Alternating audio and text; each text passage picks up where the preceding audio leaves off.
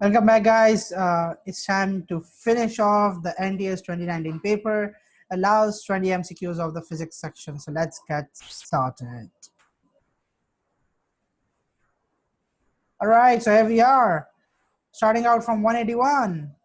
Okay, so 181 में basically आपको कहा ये है कि in a step up transformer which of the following is true. Step up का मतलब कि secondary coil पे जो voltage produce होगा वो primary coil से ज्यादा होगा. क्यों भाई? सेकेंडरी कॉइल पे आपकी कॉइल ज्यादा होती है इसलिए. और जब वोल्टेज ज्यादा होता है तो आपको ये तो पता है ना कि पावर तो कांस्टेंट है. पावर वोल्टेज इनटू करंट का प्रोडक्ट होता है. पावर एसी जनरेटर में कांस्टेंट होता है. जो पावर इन होता है वो पावर आउट होता है, क्योंकि हम अज्यूम करते हैं कि ये आइडियल ट्रांसफार्मर है. तो अब ये क्या हुआ एसी ट्रांसफार्मर में, सॉरी एसी जनरेटर में नहीं, एसी ट्रांसफार्मर में. तो अब ये क्या होगा, अगर आपका वोल्टेज बढ़ेगा, पावर को कांस्टेंट रखना है तो करंट को कम होना है. तो current in the secondary coil वो कम होगा as compared to current in the primary coil, but voltage in the secondary coil is going to be greater than the voltage in the primary coil. So yeah, the option D is the correct answer. When a train, while whistling, passes near you, a considerable change in the pitch of sound is heard. When the train is moving away, the pitch of the sound, जब दूर जा रही है आपसे train तो हल्की हल्की होते हुए साउंड सुनाई देगी ना, तो डिक्रीज होगी. And whereas the pitch of the sound dash when it is approaching वो increase होगी. तो दूर जा रही है तो decrease, करीब आ रही है तो increase. ये आंसर है आपका, सही है, easy था. Doppler effect, ठीक है, Doppler effect हो गया. अब a paratrooper is falling with a uniform velocity and also rotating with a constant angular velocity. The body satisfies. भाई एंगुलर वेलोसिटी कांस्टेंट है, मतलब इसका रोटेशनल इक्विलिब्रियम एस्टैब्लिश हो गया है. अगर एंगुलर वेलोसिटी मतलब जिस वेलोसिटी के साथ वो रोटेट कर रहा है, अगर ये कांस्टेंट नहीं रहती, वो चेंज होती रहती, तो फिर रोटेशनल इक्विलिब्रियम इसका एस्टैब्लिश नहीं होता. और वो नीचे भी यूनिफॉर्म वेलोसिटी के साथ फॉल कर रहा है, तो मतलब ट्रांसलेशनल इक्विलिब्रियम जो है वो भी कांस्टेंट है. अगर ट्रांसलेशनल इक्विलिब्रियम कांस्टेंट है, इसका क्या मतलब हुआ, first condition of equilibrium satisfied है. और रोटेशनल अगर कांस्टेंट है तो सेकंड कंडीशन भी सेटिस्फाइड है. तो both of them are satisfied. ठीक है, आगे चलते हैं. In Young's double slit experiment, if d is the separation of two slits, the wavelength of the light lambda theta is the angle, the line from the center of the slit to the point of observation of the screen. Then for the maxima, the formula is, ये भी रट्टा मारना है. Maxima का क्या formula था, d sin theta equals m lambda. m की value कोई भी integer. That's the answer. Book है भाई, बुक का ये direct. Polarization of light by tourmaline crystals is due to dash effect. इस वजह से होती है भाई, सेलेक्टिव एब्जॉर्प्शन की वजह से होती है. ये वाला एमसीक्यू में लकीली पढ़ के चला गया था, वरना अगर ये मैं पढ़ के नहीं जाता, ये मेरा पक्का गलत होना था, क्योंकि टॉर्मलिन क्रिस्टल का मैंने बिल्कुल भी नहीं पढ़ा था. लेकिन अच्छा हुआ कि बस एक दिन पहले मैंने ये पेज कहीं गलती से खुल गया और बस हो गया काम. चलो अच्छा है. एंड उसी वक्त मेरा एक दोस्त है, वो भी यही एमसीक्यू देख रहा था. हम दोनों ने साथ पढ़ा था, उमर और मैं. ठीक है, एक दिन पहले हम साथ पढ़ते थे फोन पे, मतलब वो क्वेरीज डिस्कस करते थे. ऑफ कोर्स एक दिन पहले पूरा दिन तो साथ पढ़ के बैठने का तो नहीं था, इतना टाइम नहीं था. खैर एक दिन में. Now, if the time interval between two occurrence of two events is measured in a frame with no relative motion in which two events occur, then the time t measured by the observer in the frame moving with the relative velocity v is t. आपको absolute time दे दिया, अब relative time आपसे पूछ रहे हैं, क्या होगा भाई, क्या होगा बताओ. Relative time is t naught divided by absolute time t naught है, sorry, divided by 1 minus v squared upon c squared. ये आपने रट्टा मारना है भाई. टाइम के लिए भी डिवाइड करते हैं, ठीक है, मास के लिए भी डिवाइड करते हैं, लेकिन लेंथ के लिए मल्टीप्लाई करते हैं. ठीक है, लेंथ कॉन्ट्रैक्शन, टाइम डायलेशन, मास वेरिएशन, याद है ना तीनों. थ्योरी ऑफ रिलेटिविटी, मतलब हमारी सिंध बोर्ड में थ्योरी ऑफ रिलेटिविटी तक की चीजें हैं, लेकिन जो पुरानी आउटडेटेड चीजें वो अपडेट नहीं करेंगे. लेकिन आगे मॉडर्न फिजिक्स की बड़ी चीजें डाल दी हैं भाई.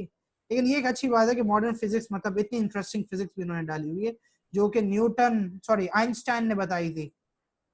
आगे चलते 187. In Compton scattering experiment the X-ray wavelength change, मतलब delta lambda is dash. Here h is the Planck's constant, m naught is the rest mass of the electron, and theta is the angle after scattering. Again कोई calculation नहीं है, formula direct पूछा है. Compton effect का बताओ भाई क्या होगा. Compton shift equals h upon m naught c multiplied by 1 minus cos of theta. और ये कब इक्वल हो जाते हैं भाई, h upon m not c, lambda के इक्वल कब होगा, जब थीटा की वैल्यू क्या हो जाती है 90, याद है? ऑप्शन सी इसका करेक्ट आंसर है, कॉम्पटन्स इफेक्ट।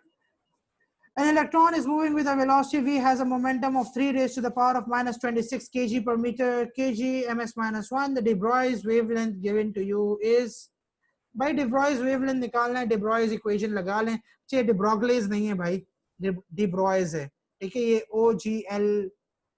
OGL कांस्टेंट है, ठीक है, लेकिन de Broglie पढ़ लो, कुछ भी पढ़ लो, लेकिन MCQ सॉल्व हो जाना चाहिए, ठीक है। So lambda is equal to h upon mv होता है, mv तो मोमेंटम है ना, मोमेंटम की वैल्यू दे दी है भाई 3 raise to the power of minus 26 दे दी है, एंड h की वैल्यू आपको पता है 6.63 raise to the power of minus 34। Solve कर ले, आंसर निकाले, 26 ऊपर जाएगा, 34 में से माइनस होगा तो माइनस 8 बचेगा, माइनस 8 में तो है ही नहीं, नैनोमीटर हो या माइक्रोमीटर में, कर लेते हैं 6.63 को आप डिवाइड करें 3 से, तो ये 6.63 को डिवाइड करेंगे तो 2.21 आएगा आपका आंसर। तो 2.21 को आप जरा जब कन्वर्ट करेंगे तो ये अगर 22.1 करेंगे तो इसको 10 to the power of minus 9 करना पड़ जाएगा, माइनस 9 का मतलब नैनोमीटर, ऑप्शन सी आपका करेक्ट आंसर है। पैशन सीरीज, भाई यही क्वेश्चन मेरा AKU के पेपर में भी आ गया था, जो उस वक्त मैंने नहीं पढ़ा था, उस वक्त मुझे याद नहीं था पैशन सीरीज होता क्या, मुझे कुछ नहीं पता था, अब अल्हम्दुलिल्लाह पता है, और इस वक्त भी पता था। पैशन सीरीज, जब इलेक्ट्रॉन कौन से शेल पे आके गिरता है, क्वांटम नंबर पे गिरता है, n इज इक्वल टू 3 पर गिरता है, तो 1 अपॉन ये 3 squared minus 1 upon n squared आपका आंसर हो जाएगा, यहाँ से 3 से स्टार्ट होती है ये सीरीज, ठीक है। ये देखें n की वैल्यूज देखें, ये 3 के बाद शुरू हो रही है, 4 5 6 7, option D. Bohr's postulate is for stationary orbitals of hydrogen atom is dash, here the mass mRV equals nh upon 2 pi, ये आपका Bohr's postulate है, ये भी यार रट्टा है, इसमें कुछ करना नहीं है। हाँ, कैलकुलेशन आ जाती तो फिर आपने करना था रेडियस मेडियस निकालने के लिए, लेकिन हो सकता है अब इस साल आ जाए आपकी किस्मत में, लेकिन उम्मीद है कि इंशाल्लाह कोई कैलकुलेशन बहुत कम आएगी, अल्लाह करे कम ही आए, क्योंकि यार मतलब क्यों कैलकुलेशंस डालते हैं यार MD कैट के पेपर में। खैर, मतलब मुझे तो कोई मसला नहीं है, मैं दे चुका हूँ, लेकिन आप लोगों के लिए, in nuclear physics the mass defect refers to dash, mass defect क्या होता है, चेंज होता है ना, किस चीज में, फ्री में और बॉन्डेड में, तो बॉन्डेड न्यूक्लियस और free nuclear constituents, option c आपका आंसर है। What particle marked A is obtained in the following nuclear reaction? Again, आप इनके न्यूक्लियन नंबर्स देखें, प्रोटॉन नंबर्स देखें, फिर उनसे ए का निकालें, तो लेफ्ट साइड पे न्यूक्लियन नंबर्स कितने हैं 9 + 4, और राइट साइड पे कितने हैं 12 प्लस ए का कितना होगा, ए का x अज्यूम कर लेते हैं, 9 + 4 13 है, 13 में से 12 माइनस करें तो x की वैल्यू क्या आ गई 1 आ गई, तो ये कोई ऐसा पार्टिकल है जिसका मास 1 है, तो या तो ये वाला ए हो सकता है या तो बी हो सकता है। अब नीचे अगर इनके प्रोटॉन नंबर्स देखें तो लेफ्ट साइड पे भी 6 है, राइट साइड पे भी 6 है, मतलब प्रोटॉन नंबर इसका कितना है 0 है, तो ये 0 वाला ऑप्शन बी आपका न्यूट्रॉन है। न्यूट्रॉन को किसने डिस्कवर किया था, आंसर बताएं बताएं बताएं बताएं, जल्दी बताएं। चैडविक। आगे चलते हैं, 193, वही ब्लैक पैंथर जो अभी, नहीं वो नहीं, ब्लैक पैंथर नहीं, चैडविक साइंटिस्ट।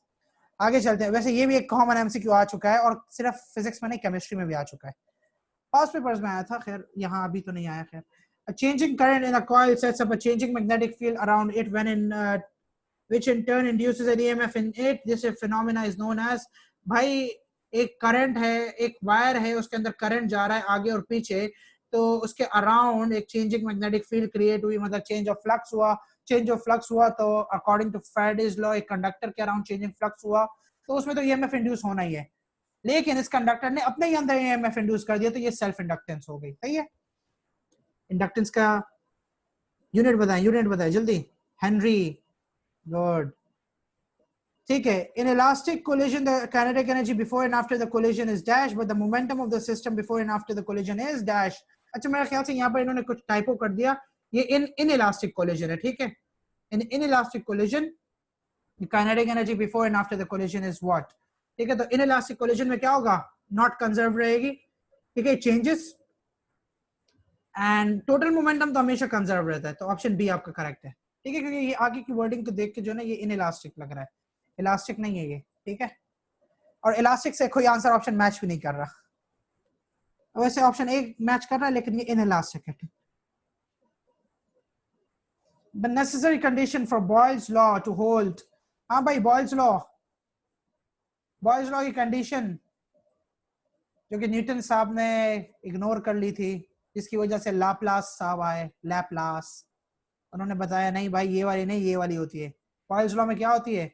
लैपलास ने क्या बताई थी? एडियाबैटिक होती है, एनर्जी कंटेंट कांस्टेंट रहता है, टेम्परेचर चेंज रहता है, आइसोथर्मल नहीं होती। If compressible medium has a bulk modulus denoted by B and the density is rho, then the Newton's formula for the speed of sound is, भाई Newton का सबसे पहला फॉर्मूला क्या था भाई? Bulk modulus divided by density और square root के अंदर। तो ये ऑप्शन है आपका आंसर है। A material that does not become radioactive after absorbing neutrons is called, क्या होगा भाई? कंट्रोल रॉड्स याद है? कंट्रोल रॉड्स में क्या होता था? कंट्रोल रॉड्स को जब हम न्यूक्लियर रिएक्टर में डिप करते थे तो वो न्यूक्लियर रिएक्शन को स्टॉप करा देता था, क्योंकि सारे न्यूट्रॉन्स को एब्जॉर्ब करा देता था। और न्यूट्रॉन्स एब्जॉर्ब हो गए तो आपका चेन रिएक्शन क्या हो गया? स्टॉप हो गया। स्टॉप हो गया तो बस आपका रिएक्शन की इंटेंसिटी ऑलमोस्ट नेग्लिजिबल हो गई। कंट्रोल मटेरियल के लिए हम यूज करते हैं कंट्रोल रॉड को, ठीक है। इसका मटेरियल क्या था भाई? सोचें, ये नहीं बताऊंगा मैं, ये तो देख लीजिएगा आप लोग। द लैपलास, ये वैसे बुक में दिया हुआ है, ठीक है। Material that is used for क्या कहते हैं इसे? कंट्रोल रॉड्स, ठीक है। Now Laplace correction for the Newton's formula is based on the fact that the compression and rarefaction occur at isothermal या adiabatic?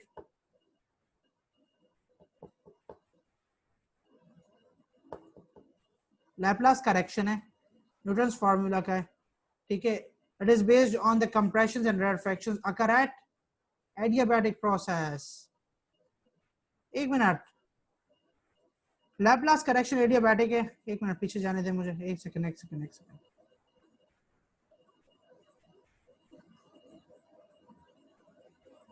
बॉयल्स लॉ कहाँ गया? सॉरी गाइस, ये वाला चेंज करें। ये बॉयल्स लॉ जो है ये एडियाबैटिक नहीं, ये आइसोथर्मल है। सॉरी आइसोथर्मल है, सॉरी। बॉयल्स लॉ का पूछा है ना, बॉयल्स लॉ आइसोथर्मल है, क्योंकि इसकी डेफिनेशन अगर आप याद करें तो वो डेफिनेशन क्या थी भाई? कि pressure is inversely related to volume given that the temperature remains constant। तो टेम्परेचर कब कांस्टेंट रहेगा भाई? तो वो आइसोथर्मल रहेगा, ठीक है। ये प्लीज आप करेक्ट कर लीजिएगा।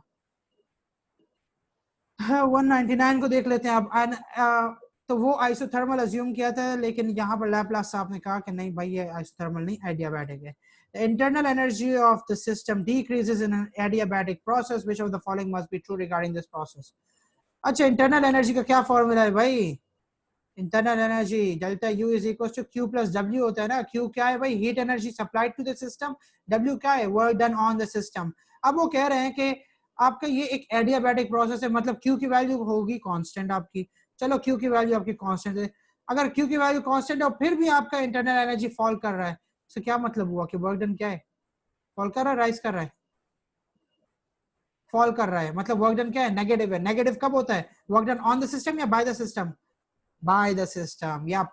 Work done by the system is negative, but work done on the system is positive. Which statement describes the electric potential difference between 2 points in electric field of charge Q? भाई last MCQ आपका 2 points है, उन दोनों के बीच में जो potential difference है, इनमें से कौन सा स्टेटमेंट आपका करेक्ट है? तो देख लेते हैं भाई, स्टेटमेंट्स एक एक करके चेक कर लेते हैं। The difference of electric field between the point per unit charge, ये किसके पूछ रहा है? Describes electric potential difference। अच्छा, electric potential difference का मतलब वोल्टेज पूछ रहा है आपसे। वोल्टेज किसके इक्वल होता है भाई? वोल्टेज की डेफिनेशन बताओ जल्दी। Voltage is the work done per unit charge to move it across a circuit or to move it across a field।